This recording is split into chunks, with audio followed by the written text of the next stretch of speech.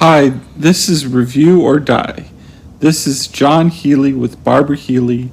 Our first review is Star Wars The Phantom Menace. I chose Star Wars The Phantom Menace because I felt that we should review all 9 Star Wars movies starting in story order.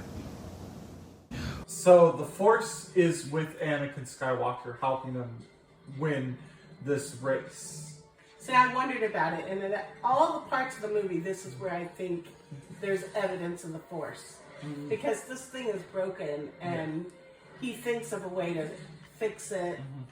Do you think the Force is helping him navigate it right now? Yeah, I think it's doing everything, navigating him, everything, helping him out to win. So, this is, well, the finish line is my favorite, but I think just the Force is pretty much doing everything to defeat the bad guy. This part has so much conflict, you know?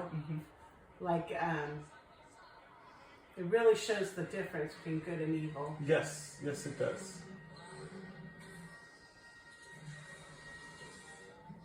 This part's almost unbelievable, okay? Yeah. Like he's gonna survive that, okay? So Star Wars, he survives it, right? Yeah.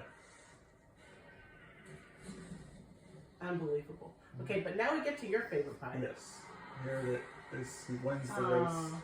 Why do you like that, John? After everything you see at the pod racing scene, you just feel that Annie's deserves the win, and you're happy that they get the parts to go to Coruscant. Yeah, stuff. this is like a new hope, huh? Yeah. These good people, something hopeful. Yeah. Yes. You're still wondering, is he going to take them with him or not? But there's a lot of hope here. Yes. Yes, there is a lot of hope. And a young boy. Yes. And like the mom said after the race, he gave a lot of people without hope and stuff. Yeah, that's what this movie's about. Yeah. Giving a lot of people without hope. Yeah. So this part in the movie is my favorite emotional part because this is where his mom can't come with him, and so he has to really go and be, and she really, tells him like, hey, go out there, get a better life than me, and so it's just very sad to see. Yeah, it is really sad. It's really sad. It is. You wish you didn't have to leave his mom. Yeah. I think it could have changed the whole Star Wars story. Yeah. Because if she could have came with him, he wouldn't have so much fear. Yes. And they say that fear leads to the dark side. Yes. Yeah, it's hard. Look at that. Yeah. How can it not break your heart looking at that?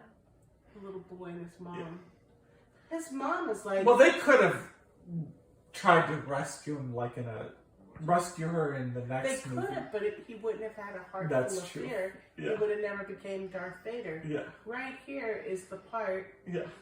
where it's going to make him Darth Vader eventually, that fear he gets from leaving his mom. Yes. Yeah. Sure, they have this cute scene, retro CPO. Yeah, they have this part, but the next part is just a real tearjerker after this one. Yes. They had to put some light moment in there in the middle. Otherwise, people be like crying their eyes out. Yeah. So, you have to put the little robot part from the robot's angle here. Yeah. The next part, oh my gosh, John. Yeah. Out of the whole movie, Yeah, you're right. it's hard. Yeah. This part, okay. She's so pure. She even had a virgin birth, right? We don't want to see her sad. Yeah. She would do anything for this kid. Yeah. She just wants him. Yeah. She knows he has something great inside of him. I think there's some kind of theory that Emperor Palpatine made the virgin birth happen with his master of the Force. But there's no evidence in the movie. Yeah, that's true. That's just somebody fantasizing. Yeah. Well, the theory goes that by him creating Anakin to get not only Anakin to be on the dark side, but also Luke to be on the dark side. Right, it's hereditary. But look at this. Look at how pure the mom is. She wants nothing but good for him. She even sacrificed her own happiness. Yeah. I know. Such a pure scene. Because she wants a better life for her son. She knows being a Jedi is the only way to do that. Yeah. So this scene in Phantom Menace, the choreography and editing is just great with the lightsaber duel between the Jedi and the Sith guy. It is in my opinion, the best action scene in the whole movie. Although there's other things happen at the same time. Yeah, they keep cutting back to Anakin and then... Yeah, Padme with her battle. Yeah. Yeah. Because Anakin goes out into space. So then it kind of makes it choppy, that battle. Like, right now I'm waiting to go back to the battle. Yes, but I think all of the other stuff with the Padme and Anakin in his ship and then going to space all works together for the movie in a nice way that all works. It does. He's almost the comic relief. Like, because you know he's going to live no matter what. Yeah. It's funny when he does his little, but look at this. What do you think about this? Well, this is great. This is like a really, I would say probably the best lightsaber battle, if not one of them. Like of all the one Star of them, Wars? or the best, or if not the best. Yeah, I think it's the best out of all the Star Wars movies. Yeah. Why are all their lightsabers different colors? I don't know. I think the best answer would be to go to Wikipedia on that answer, to be honest. Okay.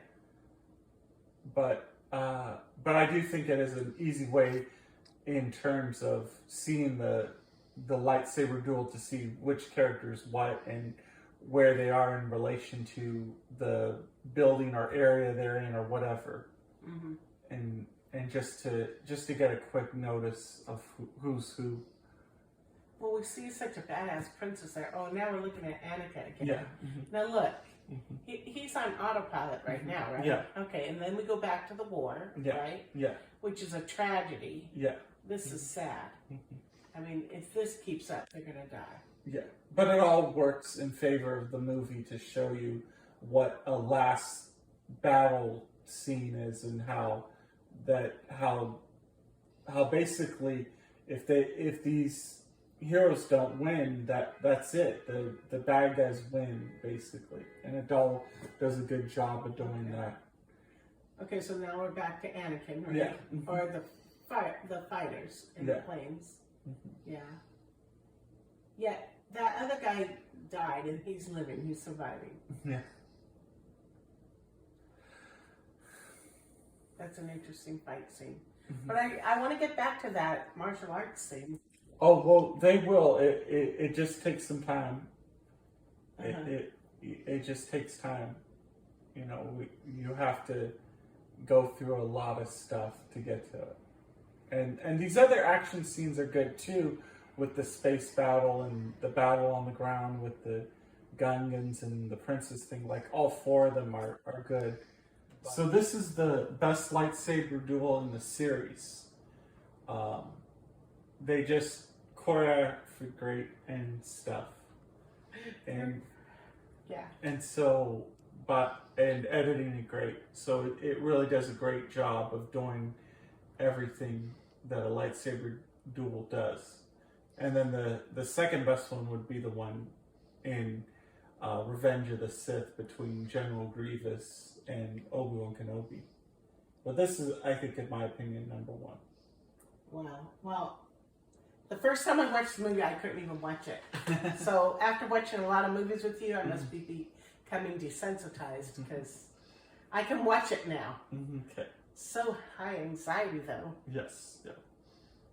And watching it again, knowing what's going to happen, wow, so scary. Yeah, I really like this villain, Darth Maul. It really is a shame he got killed in this one, and we couldn't really have him in future movies. But that's okay, because we at least got a good villain and stuff. Do you think he's the student of the other Sith? Yeah, he's the student of the other Sith. They explain that like at the beginning of the film. Well, not in the beginning, but earlier in the film, they explain that he is the student of Emperor Palpatine. Well, he's not Emperor yet. He's right now just Senator, and nobody actually even knows he's a Sith Lord. Like, I think his name is Darth Sidious is his name. I forgot what his name is. All that's really important to know is that he's secretly a Sith Lord, and nobody knows it until Revenge of the Sith that he's really a Sith Lord. Yeah. Mm-hmm. But yeah, I do think it is kind of too bad we couldn't see Darth Maul in other prequel movies. I'm glad we saw him in this one, but it is like one of those things where, like, he really is my favorite villain. So he's just does martial arts and kicks Jedi in the face, and he's really impressive. But that's okay that he died. It's better that the good guys win and that he dies in that way. And because if he would have kept on going, it is emotionally satisfying. Can you fast forward to that climactic? This is my rating system. Middle finger up means it's good. Middle finger down means it's bad. I'm giving the Phantom Menace middle finger up because it's good. It's a gift from God. Now, John, I can't do that rating system. I don't believe in it, but I am going to do pinky finger up if I like it, and pinky finger down if I don't like it. And I know this is a homage to Siskel and Ebert. Yeah. Thumbs up, thumbs down. Yeah. And this is your way of, honoring some really good critics. So, for the Phantom Menace, I give it pinky finger up. Now, it's really funny because when I watched this movie when it came out, one, I couldn't sit still during the violent parts. I couldn't watch it. Yeah. Two, as soon as I saw Jar Jar Binks, I guess it's my generation. I don't know. I didn't like the movie. I never saw any of the other sequels just because of Jar Jar Binks. Oh, well, they're actually called prequels, but yeah. Well, yeah. This time, I give the movie a 10. It was a really good movie, and Jar Jar Binks wasn't even aggravating to me this time. He was kind of like a comic relief, but this movie is awesome on so many levels. Okay. My favorite part truly was whenever Anakin's mom talked, and she talked, gave him moral lessons, like, you're going to do something good that helps others. She gave him some really good words of advice. She was a great mom. I liked that the most out of the movie. What did you like the most? The goodbye scene with Anakin and the mom, because it just made me cry so much and stuff. It was so powerful. That's cathartic when you get something like that out, Yeah. Yeah, I really enjoyed the movie. A lot. Me too. But it is a shame that it was never going to meet Star Wars fans' expectations.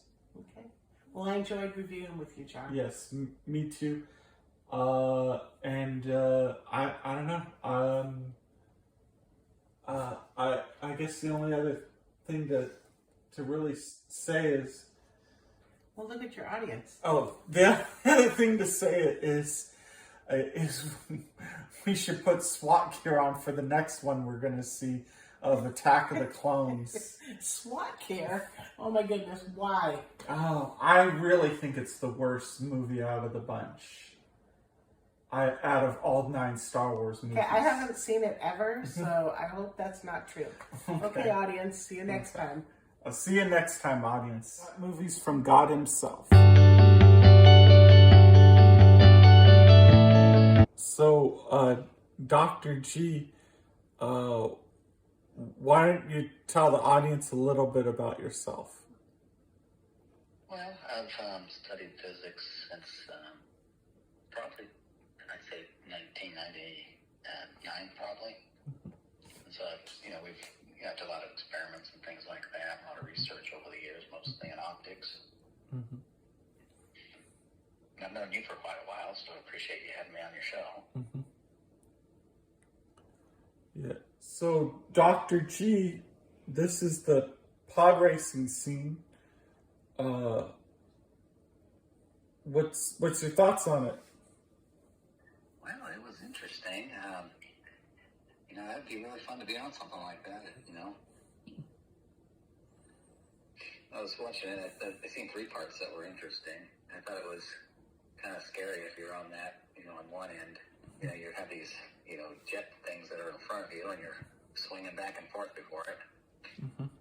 I bet it's pretty thrilling if something like that did exist. Mm-hmm. The controls would be crazy hard on that, I would imagine. Mm-hmm. Mm-hmm. Yeah. I don't think you could really control it to make those tight turns and caves and to maneuver at all. It would just be in a straight line. Yeah, I would think so. And then the Tusken Raiders didn't make it any easier. It's like they weren't. I don't know how they let them out there.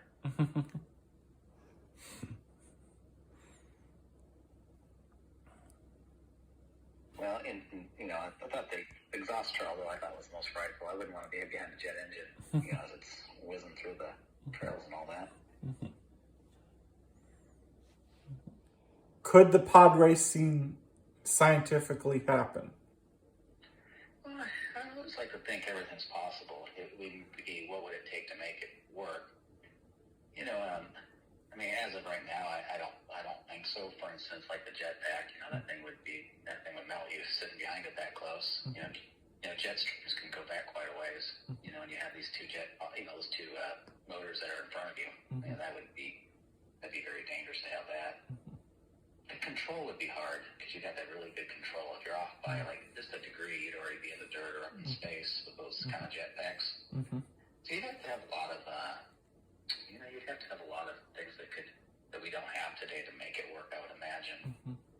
So I think anything's possible. It'd be, right now I don't know that they can build that. It'd be very hard.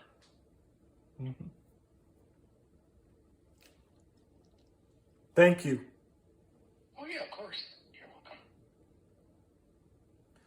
I hope you come on future episodes, Dr. G. Well, I appreciate you having me, John.